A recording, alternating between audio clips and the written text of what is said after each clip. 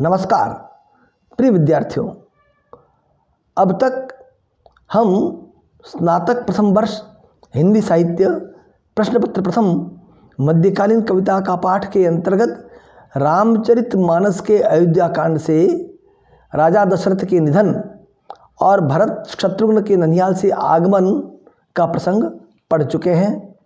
जब कैकेयी ने भरत को राजा दशरथ के निधन का समाचार दिया तो भरत को अपने प्रति तीव्र आत्मग्लानि हुई और कैकेयी को भी वे धिक्कारने लगे।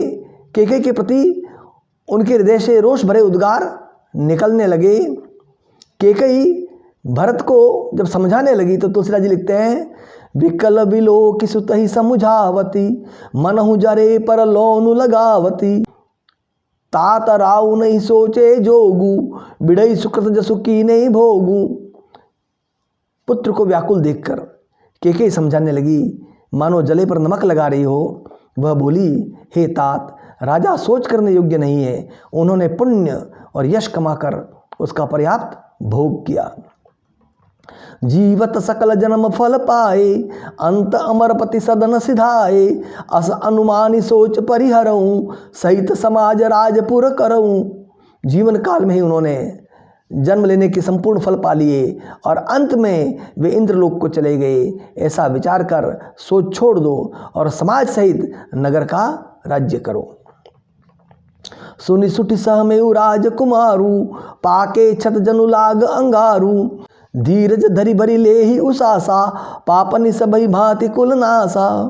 राजकुमार भरत जी ये सुनकर बहुत ही सहम गए, मानो पके घाव पर अंगार छू गया हो। उन्होंने धीरज धरकर बड़ी लंबी सांस लेते हुए कहा, पापिनी, तूने सभी तरह से कुल का नाश कर दिया।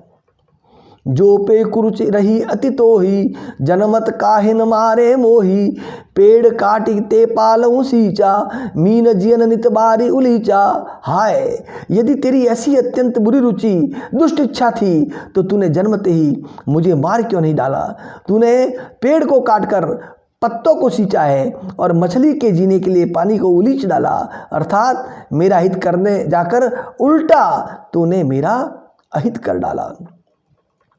हंस बंसु दशरथ जनकु राम लखन से भाई जननी तू जननी भई विधि संग कछु न बसाई।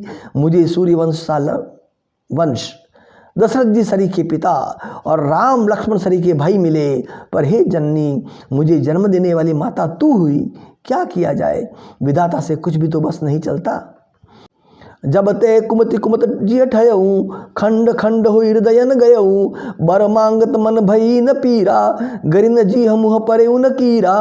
अरे कुमति, जब तूने हृदय में यह बुरा विचार निश्चय ठाना, उसी समय तेरे हृदय के टुकड़े टुकड़े क्यों न हो गए, तेरी जीभ गल क्यों नहीं गई, तेरे मुंह में कीड़े क्यों नहीं पड़ गए। भूप प्रतीत तोरी किम कीनी मरण काल विधिमति हरि लीनी विधिहून नारी हृदय गति जानी सकल कपट अग अवगुण खानी। राजा ने तेरा विश्वास कैसे कर लिया। जान पड़ता है विधाता ने मरने के समय उनकी बुद्धि हर ली थी। स्त्रियों के हृदय की गति चाल विधाता भी नहीं जान सके। वह संपूर्ण कपट, पाप और अवगुणों की खान है। प्रिय विद्यार्थियों, इस प्रकार की पंक्तियों को देखकर प्राय लोग तुलसीदास जी को नारी विरोधी होने का आरोप लगाते हैं, लेकिन सच तो यह कि पात्र विशेष को लेकर के यह टिप्पणी की गई है। सरल सुशील धर्म रत राऊ सो किमि जाने तीय सुभाऊ असको जीव जंतु जग माही जेहि रघुनाथ प्राण प्रिय नाही। फिर राजा तो सीधे सुशील और धर्मपरायण थे, वे भला स्त्री स्वभाव को कैसे जानते। अरे, जगत के जीव जंतुओं में ऐसा कौन है जिसे श्री रघुनाथ जी प्राणों के समान प्यारे नहीं हैं। भय अति अहित राम तेउ तो ही को तू हसी सत्य कह मोही जो हसी सो हसी मुँह मसिलाई आँखी ओट उठी बैठई जाई। वे श्री राम जी भी तुझे अहित हो गए, वैरी लगे। तू कौन है, मुझे सच सच कह, तू जो है सो है। अब मुंह में स्याही पोत कर मुंह काला करके उठकर मेरी आंखों की ओट में जा बैठ।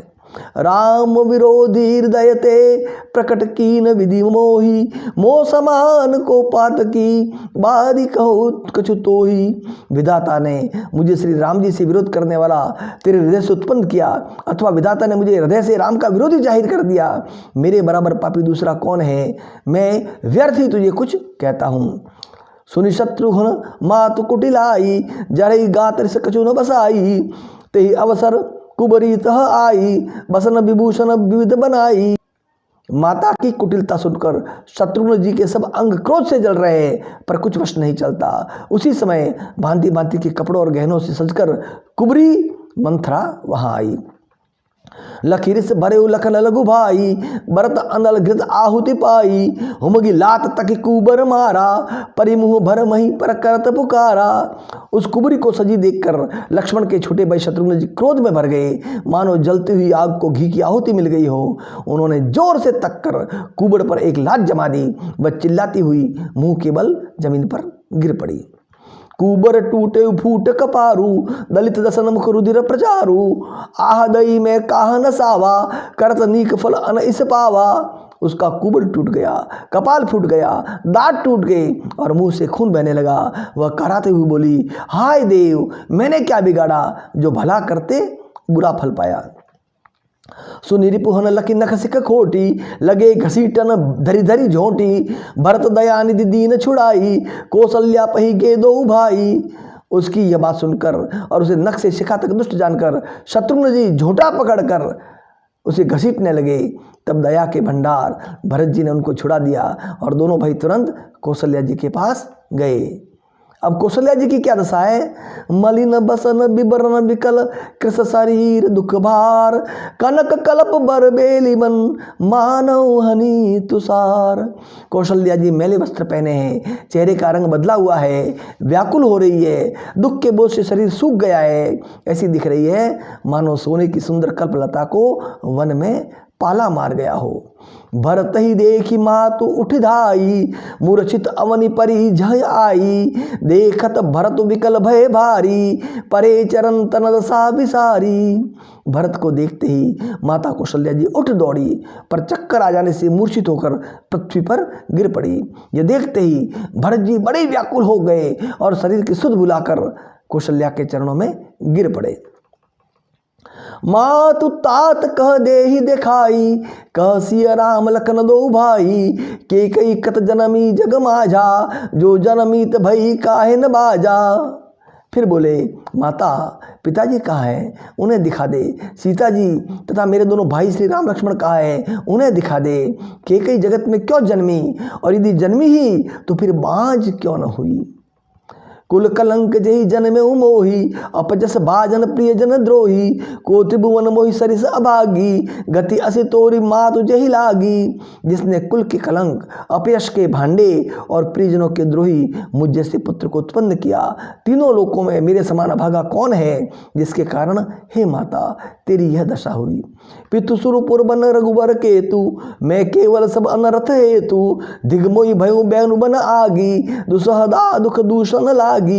पिताजी स्वर्ग में है और श्री राम जी वन में है। केतु के समान केवल मैं ही इन सब अनर्थों का कारण हूँ। मुझे धिक्कार है, मैं बांस के वन में आग उत्पन्न हुआ और कठिन दाह दुख और दोषों का भागी बना। मातु भरत के वचन मृदु, सुनी सुनी उठी संभारी। लिए उठाई लगाई उर, लोचन मोच तिवारी। भरत जी के कोमल वचन सुनकर माता कौशल्या जी फिर संभल कर उठी। उन्होंने भरत को उठाकर छाती से लगा लिया और नेत्रों से आंसू बहाने लगी।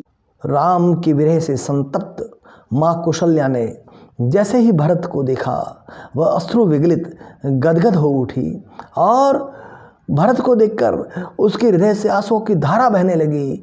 भरत भी माँ कौशल्या के समक्ष अत्यंत आर्त होकर, अत्यंत व्यथित होकर, अत्यंत संतप्त होकर पहुँचे और अपनी निर्मलता का प्रमाण देने लगे।